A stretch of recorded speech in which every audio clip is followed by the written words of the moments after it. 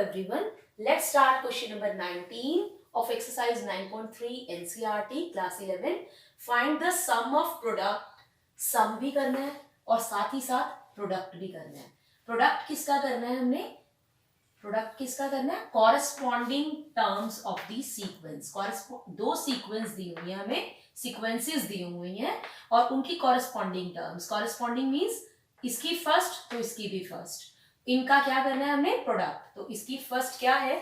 2 और इस सीरीज की सीक्वेंस की फर्स्ट क्या है? 128. तो ये हो गया प्रोडक्ट. साथ ही साथ इन प्रोडक्ट्स का हमने क्या करना है? सम्स. प्रोडक्ट्स का सम करना है. तो ऐसे ही सेकेंड टर्म को सेकेंड कॉरेस्पॉन्डिंग टर्म्स का प्रोडक्ट करना है. तो सेकेंड करीब 4 into 32 plus third 8 into 8 then 16 into 2 then 32 into 1/2. तो 5 टर्म्स है क्योंकि आगे आपकी कंटिन्यूड नहीं है टर्म्स, बस इतनी टर्म्स का सम करना है. फर्स्ट टर्म अब हमारी प्रोडक्ट करके इन दोनों का प्रोडक्ट करके बन गई 256. ये बनेगी 128.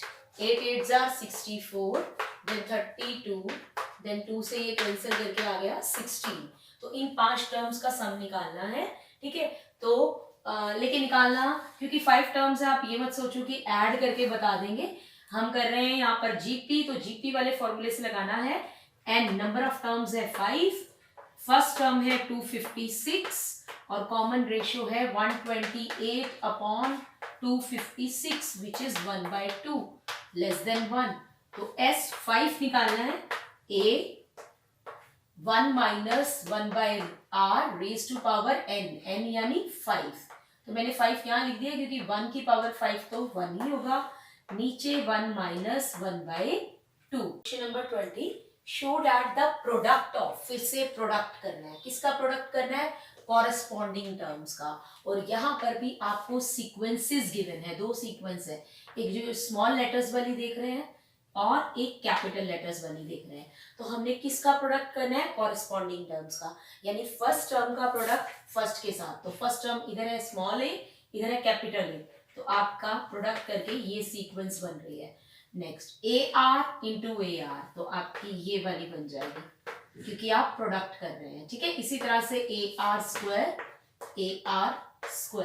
और लास्ट टर्म आपकी a r raise to power n minus 1 capital A r raise to power n minus 1.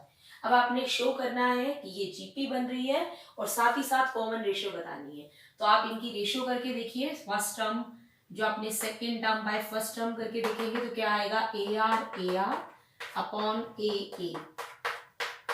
तो आर इंटू आर आ गई. इसी तरह से आप थर्ड बाय सेकेंड करके देखेंगे तो क्या आ रहा है? A are square into A are square upon A R into A R. तो एक आर कैंसिल, एक capital R cancel, again R R. तो ratio is same, therefore it forms a GP. तो ये शो कर दिया आपने, ये GP बना रही है. साथ ही साथ कॉमन रेशियो भी निकाल दी. कॉमन रेशियो क्या होगी? वो भी प्रोडक्ट होगी दोनों की कॉमन रेशियो का. इसका कॉमन रेशियो क्या था? स्मॉल आर और इसकी कॉमन रेशियो थी कैपिटल आर. तो जो इन दोनों को प्रोडक्ट करके सीक्वेंस बनी है नई, उसकी जो कॉमन रेशियो है वो भी क्या है? दोनों की कॉमन रेशियो का product. Question number 21 is find 4 numbers forming a GP. 4 numbers निकालने हैं जो जीपी फॉर्म कर रहे हैं. यहाँ पर कोई प्रोडक्ट नहीं गिवन है तो हम नॉर्मल नंबर्स चूज करेंगे. Let the 4 numbers forming GP क्या होंगे? Be a are square and a are cube. तो यही नंबर्स लेट कर लिए. अब क्या बोला है?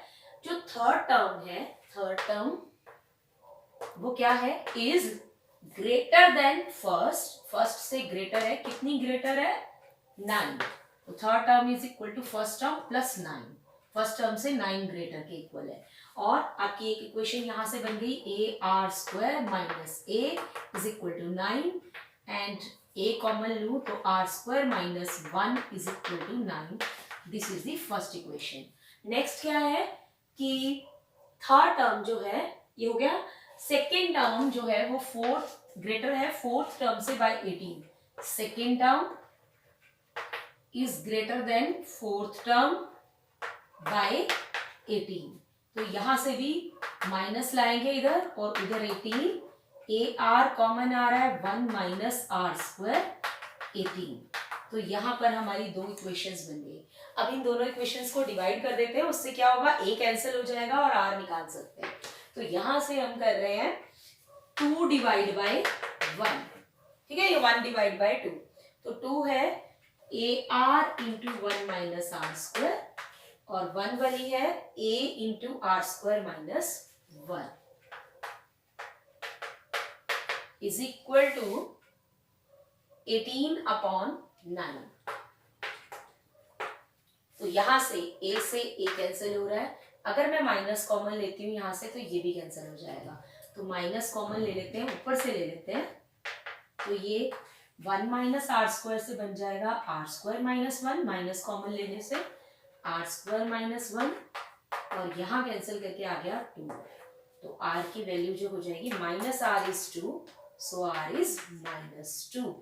आर की वैल्यू आ गई। अब आर की वैल्यू हम इस इक्वेशन में किसी भी एक फर्स्ट इक्वेशन में पुट कर देते हैं और फाइंड आउट कर लेते हैं। यहाँ फर्स्ट इक्वेशन है, इसमें आर की वैल्यू पुट करेंगे। अगर आर की वैल्यू है -2 का स्क्वायर क्या हो जाएगा 4। तो ये आ गया 3a is equal to 9 and a will be 3।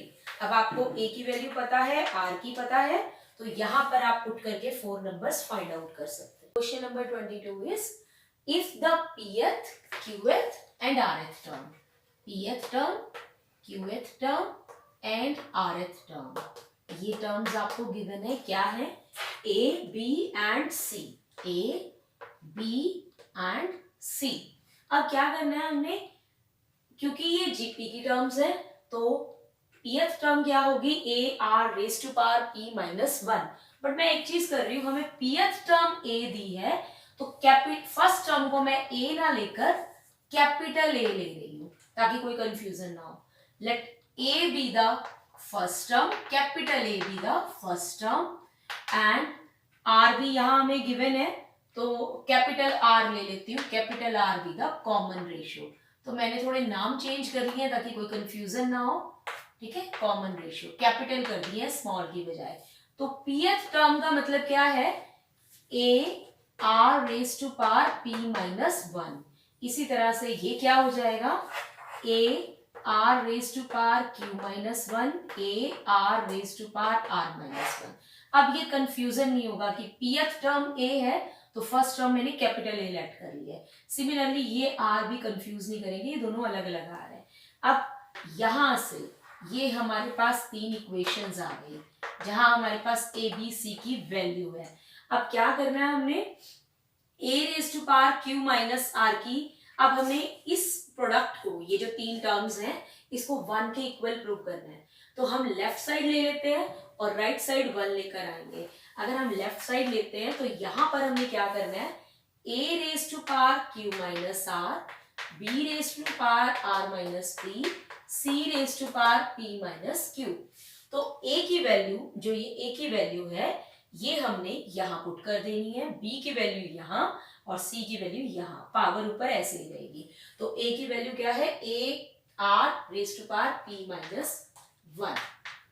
तो ये हो गई a की वैल्यू पुट, pth टर्म थी ये, और a के ऊपर पावर कितनी है, q minus r। Similarly b की पावर है, b है a r raise to power q minus 1, a r raise to power q minus 1 और ऊपर क्या आ जाएगी, r माइनस p। अब मैं ये इरेज कर रही हूं और आपने सेम आगे पुट कर देनी है। c की वैल्यू आपने देख लिया था वो क्या है, वैल्यूज इज इक्वल टू 1। तो इसी तरह से मैं c की वैल्यू पुट कर रही हूँ, a r raise to power r minus 1 और c के ऊपर पावर है p माइनस q। अब हमने इस एक्सप्रेशन को सॉल्व करके क्या लेकर आना है, 1 राइट साइड लेकर आनी है।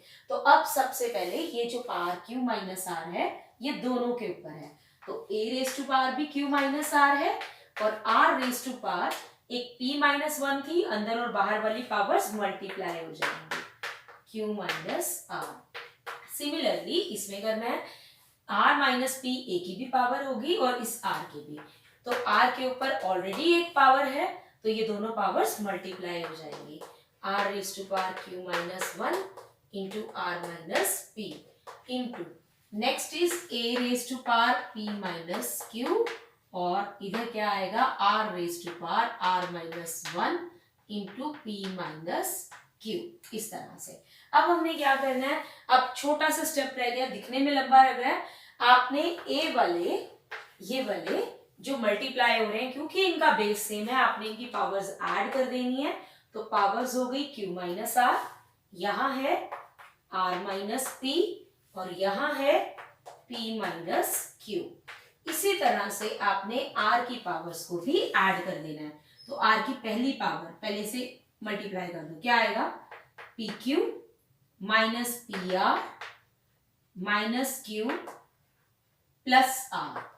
इसी तरह से नेक्स्ट आर की पावर ये है तो ये भी ऐड हो जाएगी plus Q R minus q p minus are plus p.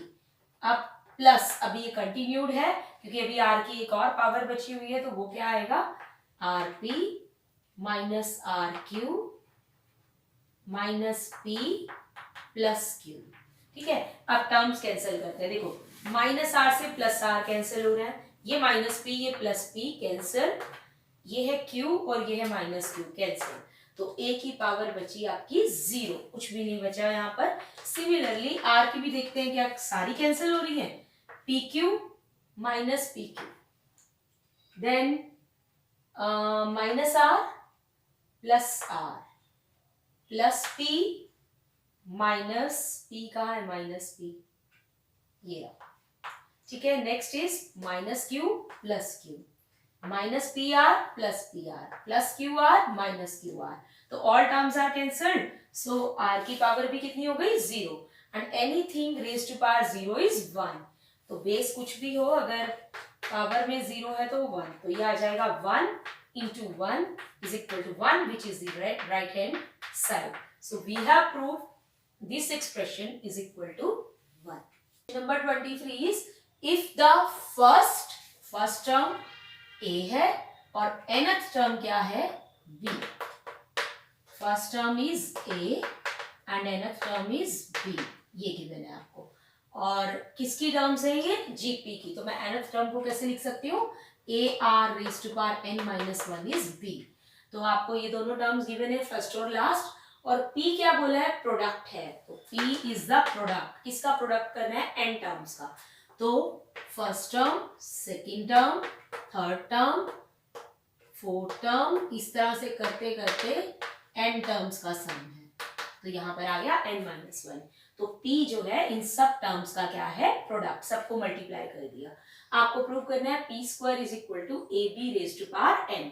अब जब बेसिस सेम है तो पावर्स ऐड होंगी। ठीक है, तो a इंटू ए स्क्वायर, एक और a क्यूब, एक और a रेज टू पावर 4, क्योंकि पावर्स क्या है 1 1 1 1। तो जितनी बार ये मल्टीप्लाई होगा उतनी पावर आ जाएगी, 1 + 1 2, एक और 1 3 1 4। तो ये कितनी बार मल्टीप्लाई हो रहा है फर्स्ट टर्म से स्टार्ट होकर n टर्म्स तक, सब में a है तो a की पावर कितनी हो गई n। इसी तरह से अब r का करना है, r का भी बेस यहाँ पर सेम है तो सारी पावर्स ऐड हो जाएंगी। तो पावर पहले r की क्या है 1, इसमें तो है ही पावर फर्स्ट टर्म में, तो 1 + 2 + 3 अप टू n माइनस 1। ठीक है, तो a की पावर n और r की पावर n माइनस 1/2।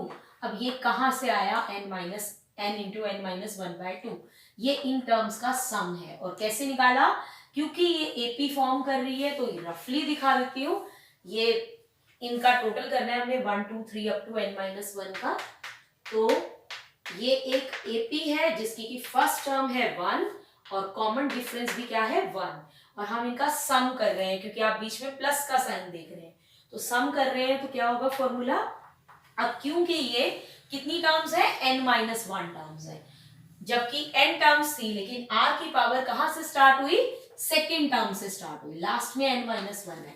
तो n जो है वो n माइनस 1 है, तो ये आएगा n माइनस 1/2 और ब्रैकेट में 2a यानी 2 इंटू 1 प्लस n माइनस 1। तो n माइनस 1 करेंगे तो n माइनस 2 हो जाएगा क्योंकि ऑलरेडी n माइनस 1 है यहाँ पर।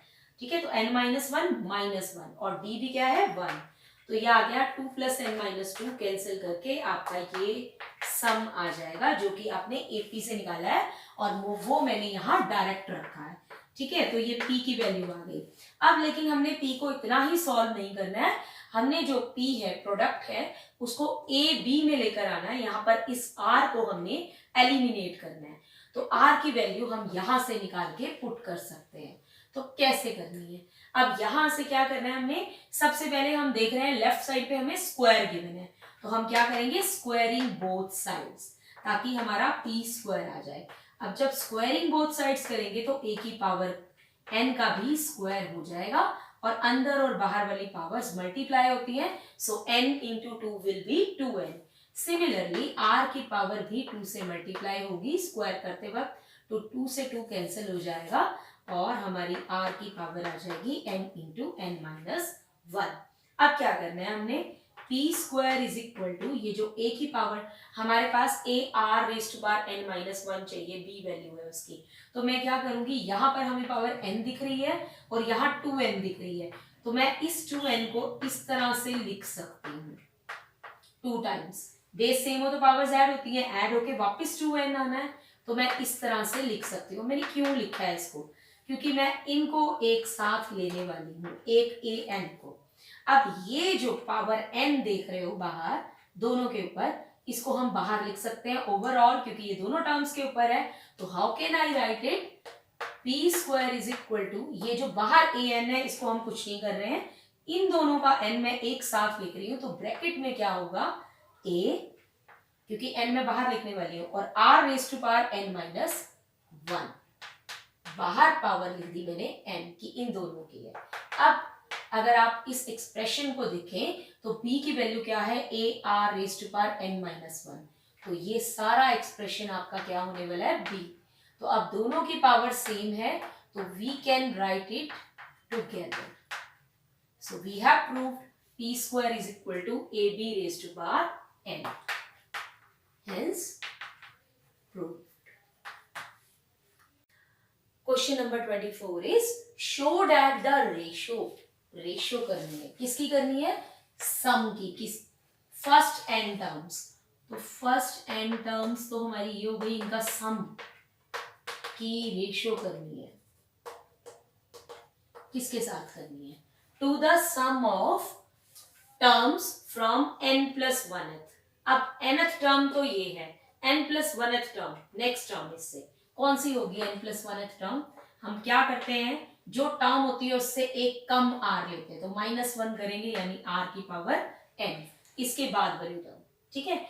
और कहां तक, ऐसे ही अगली टर्म क्या होगी, एक r पावर इंक्रीज होती जाती है, यहाँ n थी तो n + 1। आई होप ये समझ आ गया होगा, जो टर्म ले रहे हैं उससे हम r की पावर एक कम लेते हैं, तो n + 1th टर्म ले रहे हैं तो एक कम ली, तो n +1 - 1 कट गया और n आ गया, नेक्स्ट टर्म ये हो गई। इनका सॉरी हम सम कर रहे हैं, और सम कौन सी टर्म तक ले रहे हैं, 2n तक, तो 2n - 1 तक हमने शो करके दिखाना है, ये जो रेशियो है ये आनी चाहिए 1/r⁻n। तो सिंपल है, क्योंकि जीपी तो हमारी एक ही चल रही है, तो फर्स्ट टर्म हमारी इसकी ही हो गई a, हम लेट कर लेते हैं, जब नहीं गिवन तो कुछ एक चीज एज्यूम करके ले चलिए, चाहे r को <1 एज्यूम करिए, चाहे r को <1। तो ये ले लिया फर्स्ट टर्म, इनका सम क्या होगा, n टर्म्स है, तो ये फॉर्मूला जो होता है, और नीचे क्या आएगा, फर्स्ट टर्म यहाँ पर चेंज है, क्या है, ar⁻n, लेकिन कॉमन रेशियो तो वही है, क्योंकि जीपी एक ही चल रही है, इसके बाद की टर्म्स नेक्स्ट यहाँ लिखी हैं, पहले फर्स्ट n लिखी है और उसके बाद बाकी की n + 1 से लेकर 2n तक लिखी है, तो कॉमन रेशियो सेम चल रही है, इसलिए r ही रहेगा, और नंबर ऑफ टर्म्स भी क्या है, सेम, ऊपर n है और नीचे आगे की n है, ताकि 2n टर्म्स हो जाए, तो कॉमन ये वाली चीज भी सेम है, 1 - r।